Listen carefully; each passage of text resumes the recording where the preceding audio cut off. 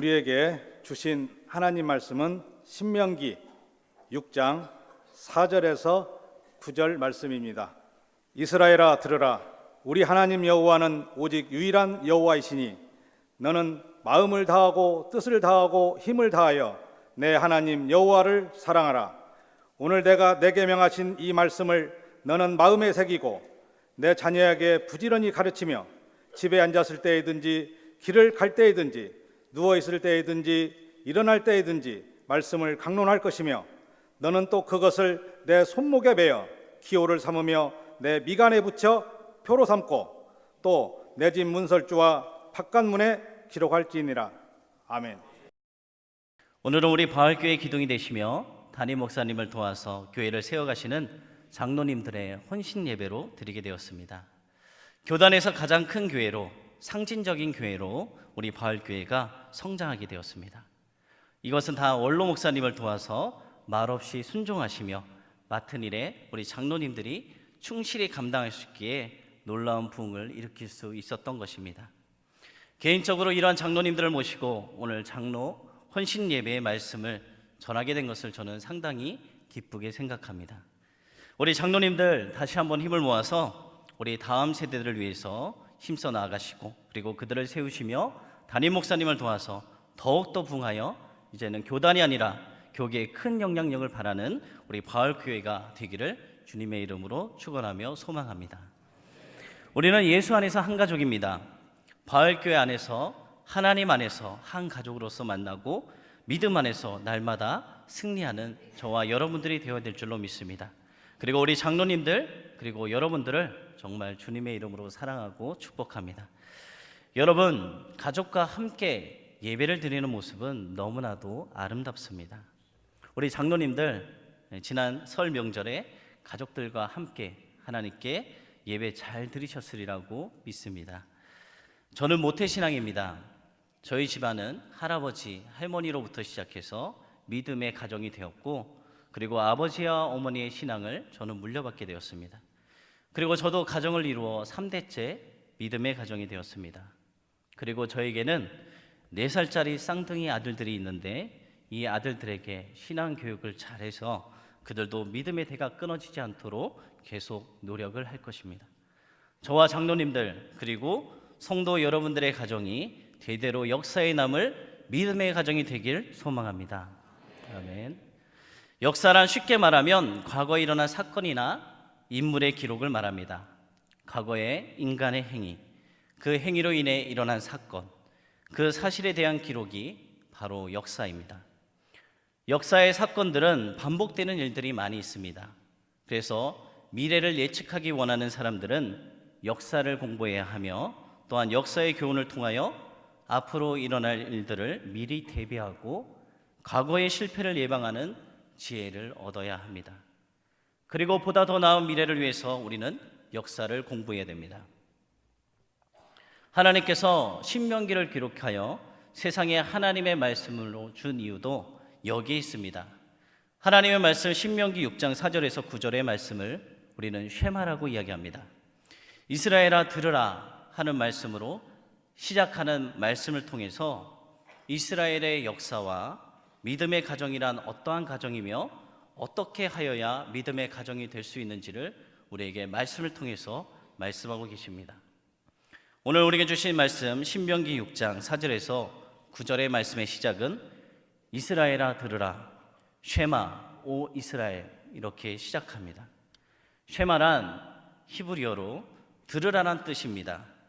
인간이 반드시 하나님 말씀에 귀 기울이고 그것에 순종해야 함을 나타내주는 단어입니다.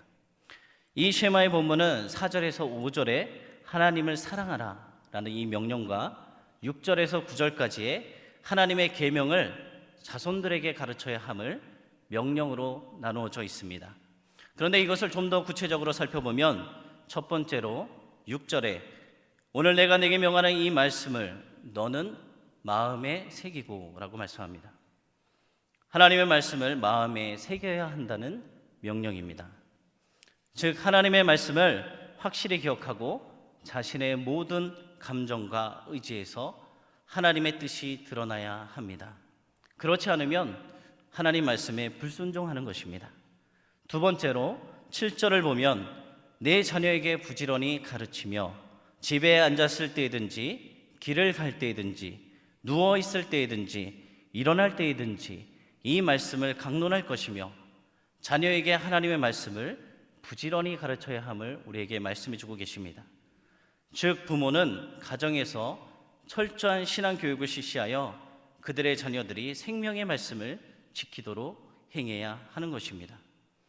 세 번째로 7절의 말씀을 다시 보면 하나님의 말씀을 우리는 항상 전파해야 됩니다.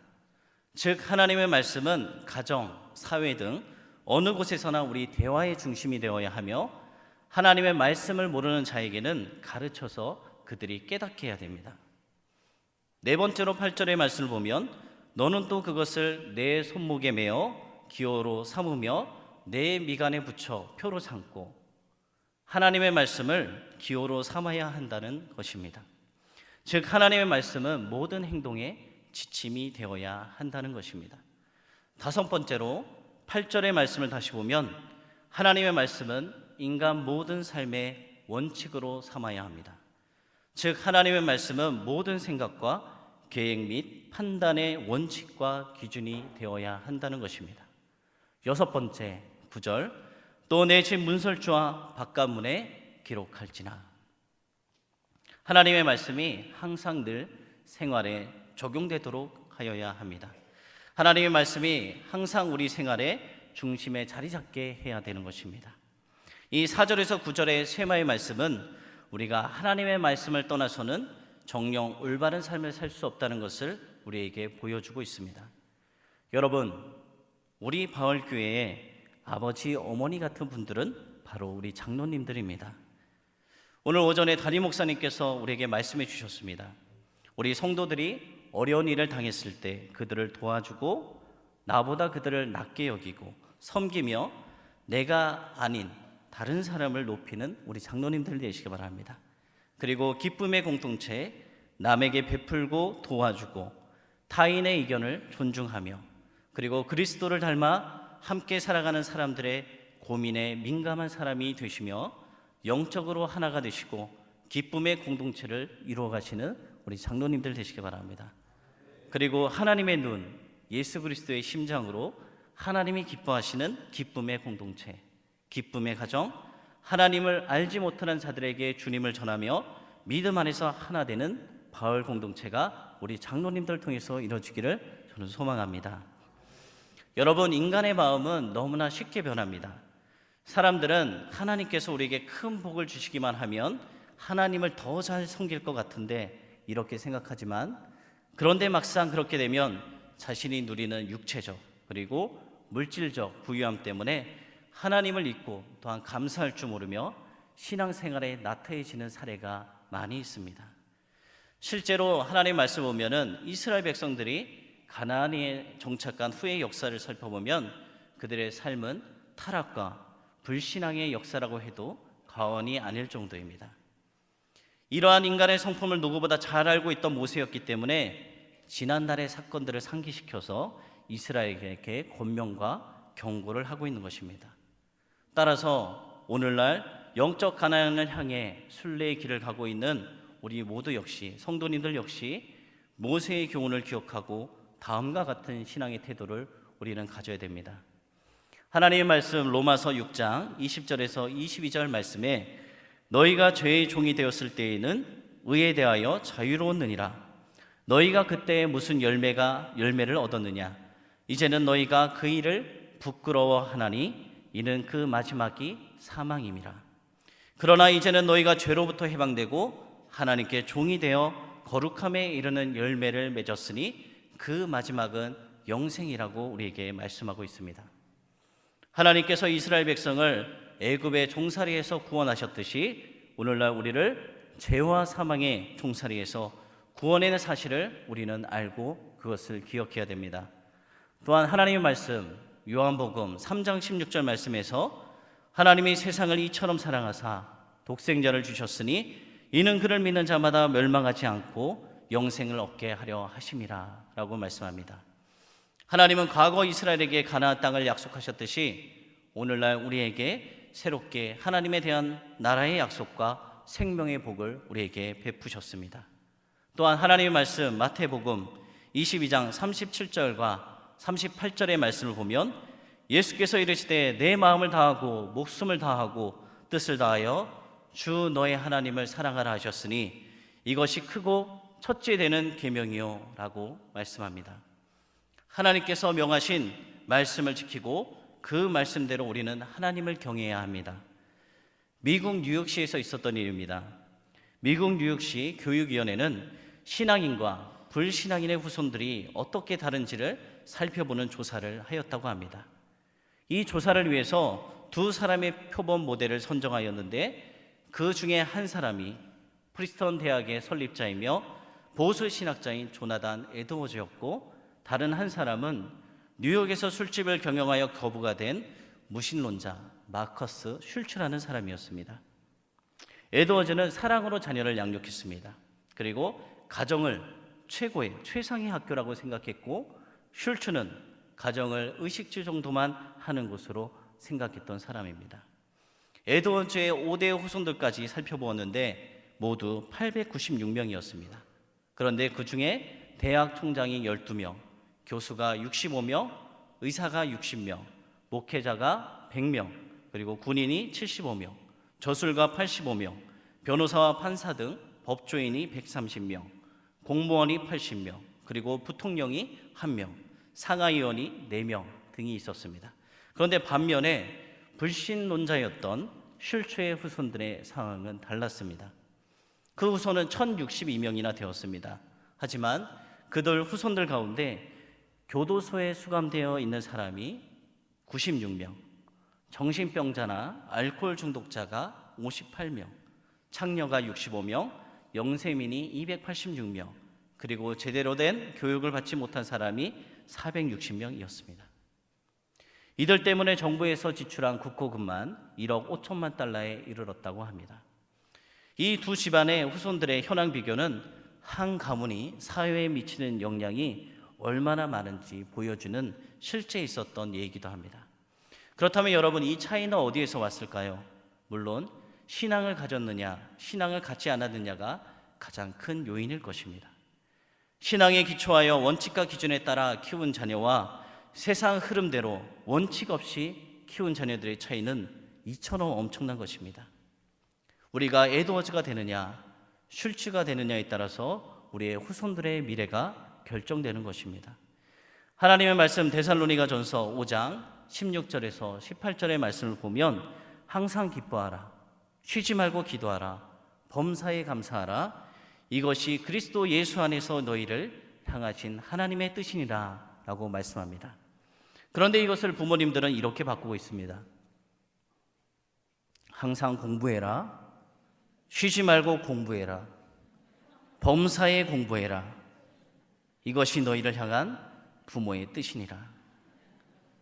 또 그리스도인 부모들이 가장 하는 말이 열심히 공부해서 하나님께 영광 돌려라 라는 말입니다.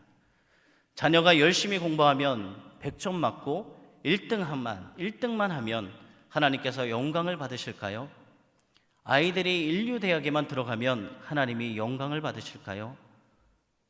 이 말 속에 들어있는 부모님들의 속마음의 뜻은 열심히 공부해서 이 아버지, 이 어머니에게 영광 돌려라 아닌가요? 성경에서는 또 이렇게 말씀합니다. 너희는 먹든지 마시든지 무엇을 하든지 다 하나님의 영광을 위해서 하라고 말씀합니다. 큰 아파트를 사서 이사가고 직장에서 승진할 때, 즉 세상에서 권세와 명예와 부를 갖게 될 때 하나님의 영광이라는 말로 포장할 때가 많이 있는 것 같습니다. 그 포장 안에는 내 욕심과 체면치레가 들어가 있는 것입니다. 겉으로는 하나님의 영광이라고 말을 하지만 사실은 내가 더 넓은 집에 살고 좋은 것을 먹고 남들에게 칭찬을 듣고자 하는 것입니다. 여러분, 영국의 교회가 100년 전에는 1990년대의 한국 교회처럼 폭발적인 부흥을 경험했습니다. 당시의 영국은 술집이 없어지고 가는 곳마다 교회가 세워지며 성령의 폭발적인 능력이 나타나곤 했습니다. 그런데 지금은 그 교회들이 텅 빈 채 그냥 유적지로만 전락하고 있습니다. 그 원인 중에 하나가 바로 젊은이들을 놓쳤기 때문입니다. 부모들이 말씀 교육보다 학교 공부를 우선시했기 때문입니다. 부모 세대들은 은혜를 받고 천국에 대한 열정으로 교회에 열심히 나왔지만 자녀들의 신앙 교육은 소홀히 하였습니다. 연세가 많이 드신 분들은 이제 곧 주님께로 갈 날이 얼마 남지 않으셨습니다. 이제 우리 바울교회에 남아서 사역을 감당할 친구들은 자라나는 어린이들과 청소년들, 청년들이 교회의 주역이 되어야 되는데, 장로님, 우리 교회, 한국교회가 빠르면 10년 뒤, 20년, 30년 뒤에는 지금의 교인 수의 10분의 1도 안 남게 될 것 같습니다. 하지만 우리 바울교회는 다음 세대들에게 관심이 있는 우리 장로님들, 그리고 담임 목사님, 교육부서 사역자와 교사들, 그리고 부모님들로 인해 더욱더 부흥할 줄로 믿습니다. 주님은 나더러 주여 주여 하는 자마다 구원을 받을 것이 아니라 아버지의 뜻대로 행하는 자야지 구원을 받는다고 우리에게 분명 말씀하여 주셨습니다. 그런데 부모님들의 잘못된 가치관과 그것에 영향을 받은 자녀들은 가장 중요한 시기에 주님을 영접하지 못하다가 고등학생이 되면 수능을 준비한다고 교회는 거의 나오지도 않게 됩니다.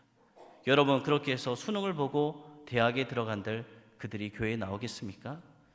가장 순수하게 복음을 받을 수 있는 시기는 한참 지났기 때문에 그들은 교회에 나오지 않습니다. 지금 유럽과 미국의 교회가 텅텅 비어 있듯이 한국의 교회도 그렇게 될 날이 멀지 않은 것 같습니다. 우리 장로님들 손에 달려 있는 것입니다. 하나님을 열심히 믿었던 나라들이 이제는 동성애를 합법화하고 있지 않습니까? 어떻게 이런 일이 일어나고 있을까요? 그것은 대대로 내려오던 하나님을 믿는 신앙이 끊어졌다는 것입니다. 이 한국의 교회도 신앙의 대가 끊어지고 있습니다. 그런데 여기에 모이신 우리 장로님들, 그리고 성도 여러분들은 그 줄이 끊어지지 않도록 붙잡고 계신 분들이라고 믿습니다. 여러분들이 있기에, 우리 장로님들이 있기에 여러분들의 자녀에는, 우리 바울교회는 희망이 있는 것입니다. 죽음 뒤에는 심판이 있다고 성경이 기록되어 있습니다. 이 기록된 말씀은 참이며 진리입니다. 이제는 우리 장로님들이 자녀들을, 우리 교회의 다음 세대들을 신앙으로 일으켜 세워야 됩니다. 그들의 꿈과 비전이 우리의 욕심으로 가득 찬 꿈과 비전이 아니라 하나님이 원하시는 꿈과 비전이 되어야 합니다. 내 욕심을 채우기 위해, 명예를 위해 돈을 많이 버는 것이 그들의 인생의 삶의 목적이 아니라 어려서부터 살아계신 하나님을 만나고 하나님의 나라의 확장을 위해, 하나님의 영광을 위해 살아가는 학생들이 되어야 하지 않을까요? 한 어느 유도 유단자가 있었습니다. 그는 박정희 정권 시절 조폭 단속을 피해서 미국으로 갔다고 합니다. 그는 미국 시민권자가 되어서 한국으로 돌아와 공항에서 수출입 물품들을 관리하는 업무를 맡게 되었습니다. 그러던 어느 날 업무차 공항에서 시내로 들어오다가 자유로 근처의 나들목에서 갑자기 하늘로부터 떨어지는 차에 부딪히게 됩니다. 그리고 의식을 잃게 됩니다. 그는 사망한 것으로 간주되어 비닐에 쌓인 채 영안실에 방치되게 되었습니다. 그런데 시체 씻는 봉사를 하는 교회 권사님 어느 한 분이 비닐의 지퍼를 열어서 몸을 닦다가 미세한 호흡이 있는 것을 발견합니다. 의식은 전혀 없지만 호흡이 간신히 붙어 있는 것을 보고 그를 중환자실로 옮겼다고 합니다. 당시 그는 목이 부러지고 온몸이 마비되고 갈비뼈가 여러 개 부러지고 허파, 내장들이 파열되었으며 몸의 여기저기가 찢어지고 망가졌다고 합니다. 그 권사님은 매일 중환자실에 찾아와서 얼마 안 되는 면회 시간 동안 뇌사 상태로 의식이 없는 이 환자에게 계속 성경을 읽어주고 주기도문을 들려주었다고 합니다. 가망이 없다는 의료진의 판단에도 불구하고 미국 시민권자였기 때문에 어떻게 할 수 없는 상황이 계속되었습니다. 의식이 없는 뇌사 상태에서 몇 달 동안 지내면서 성경을 읽어주는 일은 계속되고 있었습니다. 결국 병원은 수술을 시도해보고자 결정을 하게 되었고 몇 차례의 목 수술을 비롯한 여러 번의 수술을 통해서 그는 조금씩 의식이 돌아오게 되었습니다. 의식이 돌아왔을 때 그는 손가락 하나 움직이지 못하고 간신히 숨만 쉬는 상태였습니다. 그는 한 번도 교회에 가본 적이 없었습니다. 그런데 의식이 되돌아온 순간부터 하나님이 믿어지고 예수님이 자기 때문에 돌아가셨다는 것이 믿어진다고 하였습니다. 의식이 돌아오고 나서 그의 입에서 나온 첫 말은 주기도문이었습니다.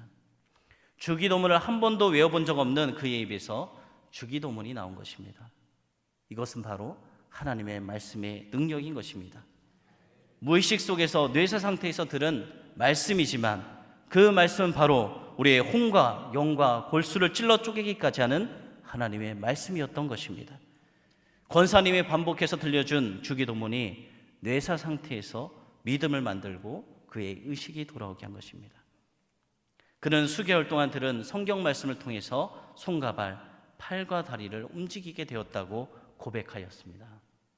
히브리서 4장 12절의 말씀 보면 하나님의 말씀은 살아있고 활력이 있어 좌우의 날선 어떤 것보다도 예리하여 혼과 영과 및 관절과 골수를 찔러 쪼개기까지 하며 또 마음의 생각과 뜻을 판단하나니. 여러분, 우리가 자녀에게 먼저 들려주고 믿게 만들어야 하는 말씀이 바로 이 히브리서 4장 12절의 말씀입니다. 하나님이 이 세상을 창조하셨고 예수님이 나의 구주이시며 예수님을 통해서만 구원을 얻는다는 이 사실도 성경이 사실이라는 믿음을 가질 때만 가능한 일이기 때문입니다. 여러분, 성경은 어릴 때 가르치는 것이 가장 효과적입니다. 믿지 않는 자녀와 부모 중 교회를 데리고 나가기 쉬운 사람은 누구일까요? 어린아이와 어른 중 누가 먼저 자신의 친구를 전도할 수 있을까요? 10분 동안 예수님에 대해서 설명할 경우 어린아이와 어른 중 누가 더 쉽게 받아들일까요? 이 모든 질문에 대한 대답은 어린 자녀들을 교회에 데려가신 것이 훨씬 쉽고 친구를 전도하는 것도 그리고 성경 말씀을 받아들이는 것도 어린아이가 훨씬 쉽고 빠르다는 것입니다. 크리스천 리서치에서 조사한 바에 따르면 예수님을 영접한 때를 묻는 질문에 초등학생까지가 50%입니다. 그리고 중학생 때가 18%, 고등학생 때가 19%, 대학생 이후 성인이 되고 나서가 13%로 나타났습니다. 절대 다수가 성인이 되기 전에 예수님을 영접하고 있음을 알 수가 있습니다. 복음 전도자인 톰 리스는 영국의 그리스도인 가운데 75%가 14세 이전에 예수님을 영접했다고 밝히고 있습니다. 그리고 리오넬 헌트는 회심한 미국 사람들 관한 통계를 발표하면서 15세 이전에 회심한 사람이 85%에 이른다고 밝히고 있습니다. 이것은 유아에서부터 초, 중학교 시절이 회심하는 가장 중요한 시기임을 우리에게 보여주고 있는 것입니다. 또한 어린이 목회만 집중하여 지금은 수만 명의 어린이와 성인이 모이는 교회로 발전한 꽃동산 교회의 김종춘 목사님에 따르면 교인 1000명을 대상으로 조사한 결과 14세 이후에 회심한 사람은 15명밖에 없었다고 합니다. 새신자의 대부분 95%는 어린 시절에 교회에 다녀본 경험이 있는 사람들이었습니다. 아이가 어릴 때 할 수만 있으면 성경 말씀과 기독교적인 가치관을 우리는 가르쳐야 됩니다. 구원을 받을 기회가 주어졌을 때 놓치지 않고 예수님을 영접하도록 우리는 해야 됩니다. 어릴 때 예수님을 영접해야 하는 가장 큰 이유는 대부분의 그리스도인들이 어려서 주님을 영접하고 있으며 그 시기를 지나면 예수님을 마음속에 받아들이기 어려워진다는 사실 때문입니다.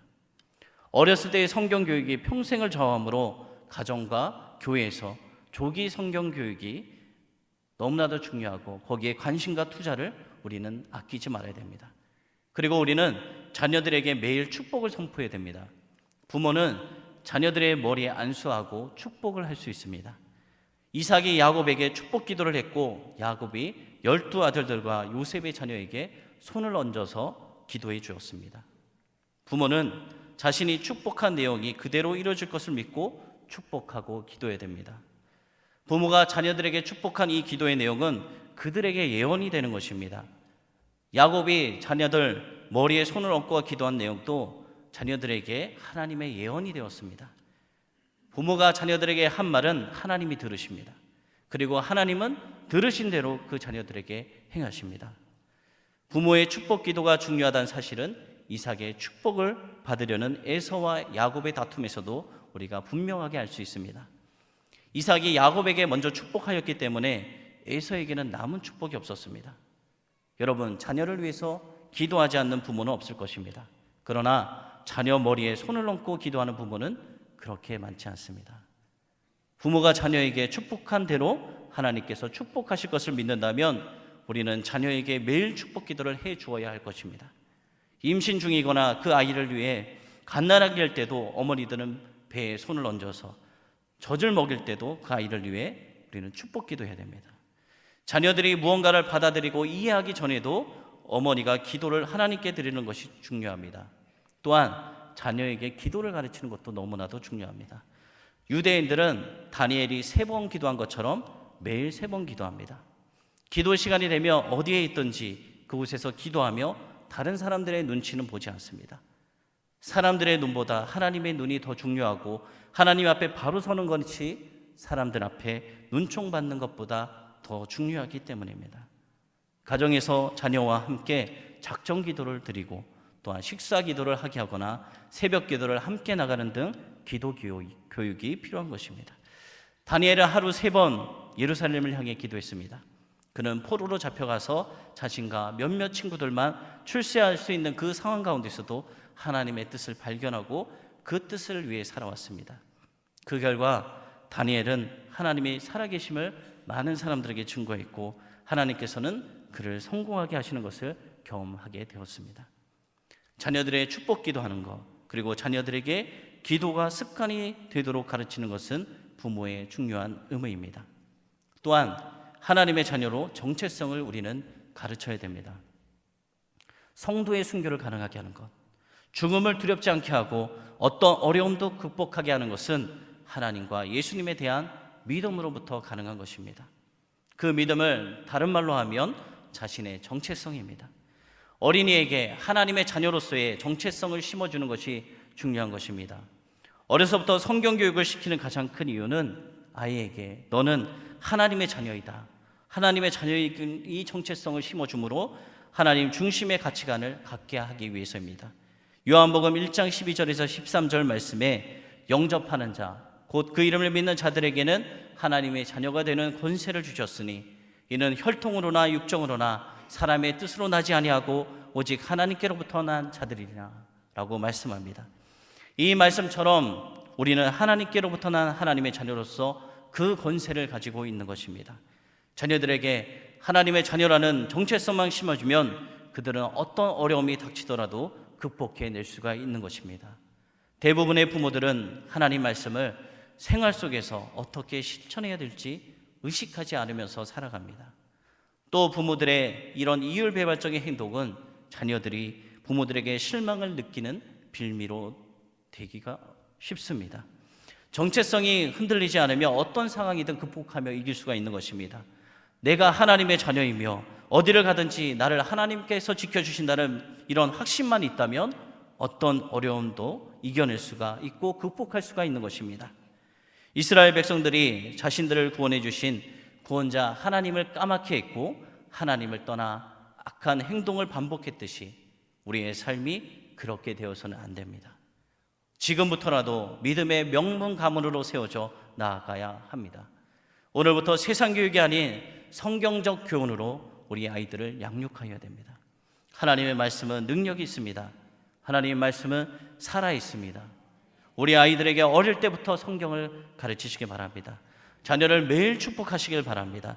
하나님의 자녀로 자라날 수 있도록 정체성을 심어주시기 바랍니다. 자녀들의 신앙의 모델이 되어주시기 바랍니다. 교회 일도 열심히 하시고 신앙교육도 소홀히 하지 마시기 바랍니다. 모태신앙인 자녀들을 그냥 교회만 데리고 다니는 것이 아니라 예수 그리스도의 십자가의 복음을 전해주시기 바랍니다. 오늘의 말씀 신명기 6장 4절에서 9절의 말씀을 우리는 마음에 새겨야 됩니다. 머리에 말씀을 송곳으로 새기듯이 새겨야 합니다. 항상 말씀을 보며 기억하십시오. 하나님이 우리를 얼마나 사랑하시는지. 우리 장로님들의 가정이, 그리고 성도 여러분들의 가정이, 그리고 믿음 안에서 예수 그리스도 안에서 한 가정인, 한 공동체인 우리 바울교회가 되도록 명문 믿음의 가정이 되길 소망합니다. 기도하도록 하겠습니다.